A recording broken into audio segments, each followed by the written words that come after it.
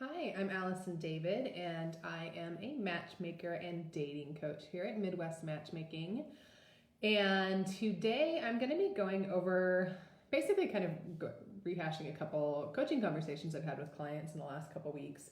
And I figured if it's something that I'm talking about with clients right now, it's probably things that are going to be relevant to other people out there dating. And we always love to give as much advice and pointers as possible when we're out here doing things.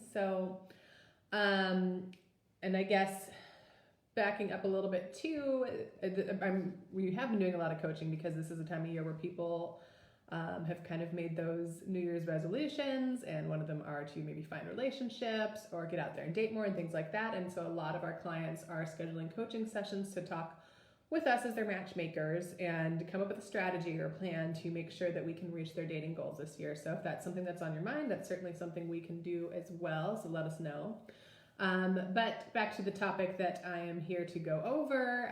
It is something that I probably think we talk about the most with our clients in coaching in some way, shape, and form, whether in the date feedback or just offering them general advice, and that is the dynamics of texting and dating, which can be very complicated and nuanced, as I'm sure everyone out there probably knows. And I think kind of the resolution that I came up with these couple of clients that I was talking with last week is that some of this stuff can actually be solved with a very simple conversation, but we'll get into that in a little bit more here later. So there are pros and cons to texting and dating, and the cons, I'm going to be honest, are going to mostly outweigh the pros. And there's a reason why we here at Midwest Matchmaking encourage our clients to kind of take the less is more approach when it comes to texting and dating, especially in those early stages where you're really getting to know each other, because we really want you to get to know each other over conversation, whether that be, right now people are doing video dates again, or, that sometimes happens when it's long distance anyway. Or face-to-face, always ideal when possible. So one of the things that we always tell clients is just to kind of use texting as a logistical form of communication only. And what I mean by that is it's a really good way to let your date know that you're stuck in traffic and you're running a few minutes behind, or, hey, they looked busy. I'm at the restaurant. I got us a table near the bar. I can come meet you out front, those kind of things. It's also a really nice thing to do after a date and shoot them a quick text and just say, hey, I had a great time tonight. Thanks for a lovely evening. I would love to see you again. Hope you enjoyed yourself. Those kinds of things. But we also will mostly discourage anything too much beyond that. And the reason is that it's really hard to take away when you take away things like voice inflection or even knowing their conversation style, it's very easy to misinterpret things and read things the wrong way. I actually did this with a friend of mine where I was in a hurry last night and read a text that she had sent, and I completely replied in the wrong direction because I misread the word or the phrasing the way she'd used, and I read it in my head totally different than how she had actually typed it out. It was just kind of one of those silly things, but even when you've known someone for 15 years, these things can happen.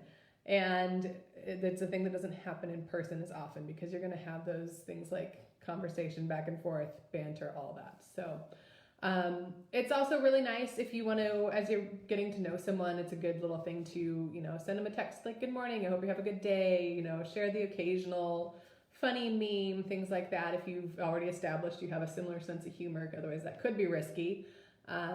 But generally, we kind of just say to discourage it. And kind of the conversations that I was having with these clients last week was that they were having what we would kind of call probably excessive texting with some of the people that they had been on dates with. And, it wasn't just one person or two person. It was kind of like, okay, this is a pattern of multiple people doing this. So I think everyone could probably everyone has different preferences for texting, and we'll just go there too. And you're not going to know what someone's preferences or texting style is. And we work with people who are all across the board on this. I will talk to someone tomorrow and they're going to tell me that they love texting and they are able to do it at work, and it's a nice way to check in and say hi and things like that. And then the next day I'll talk to someone who says, I hate it. I can't access my phone at work. I don't want to sit there and I feel bad and I can't reply to their text right away, but it's just impossible for me to do. And some of these are things that you're just not going to know about someone when you first start dating them and getting to know them.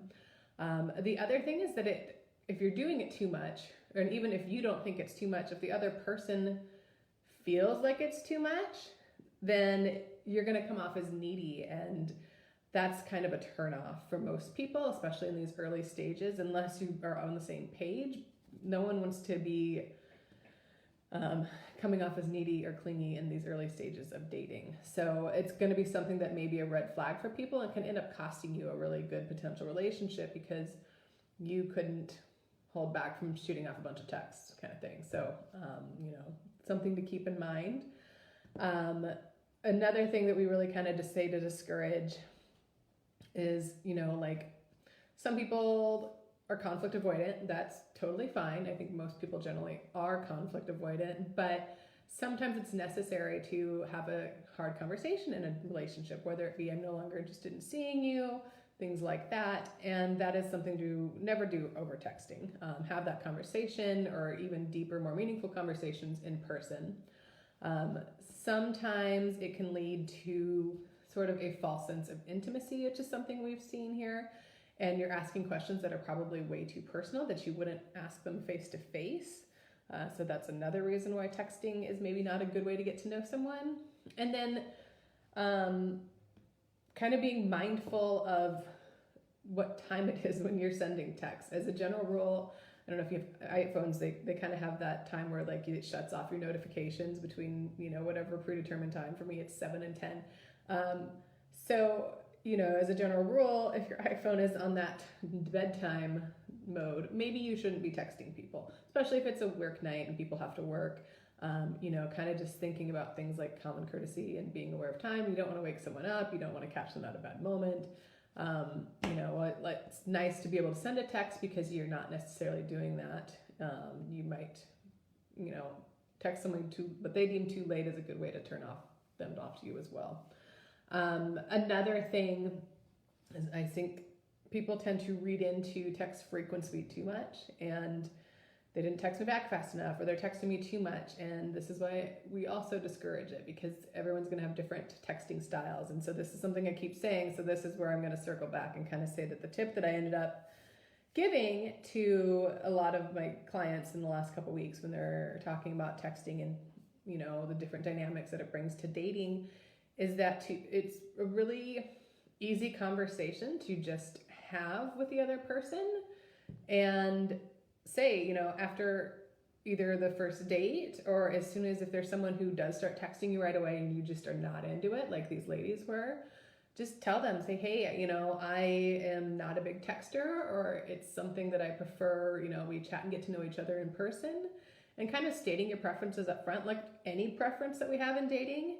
That can apply to texting and communication as well. And this is only going to help you in the long run, because the more open and honest that you can be with your communication style, thanks, Jeffrey, the more open and honest you can be up front, the more you're going to set the tone for the entire relationship, right? So if you're getting comfortable with having hard conversations at the very beginning, you're going to be able to do that throughout the entire relationship if it's someone you do continue to get to know. And you can have that conversation in person. You can, nip it in the bud if it starts to be a problem, or you can just say it from the very beginning and just say, I prefer to talk in person. How do you feel about texting? And ask them as well. It seems like a really simple thing, but I think most people don't do it. And I think if more people in dating would have this conversation, it would save a lot of confusion and heartache and things like that around the road. So hope this was helpful. I see there's a couple of you watching, so hello, thank you. If you have any more questions, comments, anything else, throw them out there for us. Otherwise, we're kicking off a new year, and we'd love to pick out content that is helpful to our singles out there watching this stuff. So ask us your questions, message us something that you have an interest in learning more about, and maybe we'll pick your topic next time. So thanks.